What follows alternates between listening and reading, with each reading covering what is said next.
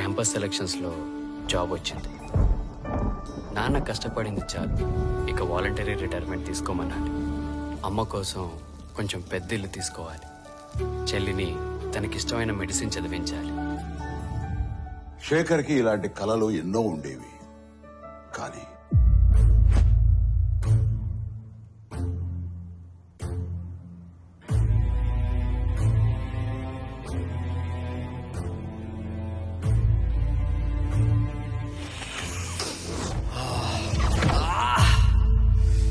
Drugs అలవాటయ్యాక శేఖర్కి తన కలలతో పాటు జీవితంలో మరెన్నో దూరం అయ్యాయి. అమ్మా,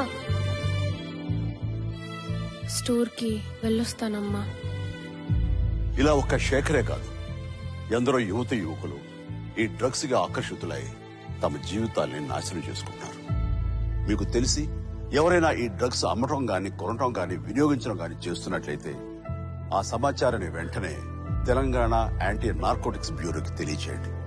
మీరు చేయాల్సిన ఫోన్ నెంబర్ 87-126-71111. మీ వివరాలు గోప్యంగా ఉంచబడతాయి. బాధితులను ఆ మత్తు నుండి దూరం చేయటమే వారి ఆశయం తప్ప శిక్షించడం కాదు. డ్రగ్స్ రహిత సమాజమే లక్ష్యంగా సాగుతున్న మన తెలంగాణ ప్రభుత్వ సంకల్పంలో నాతో పాటు మీరు చేతులు కలపండి.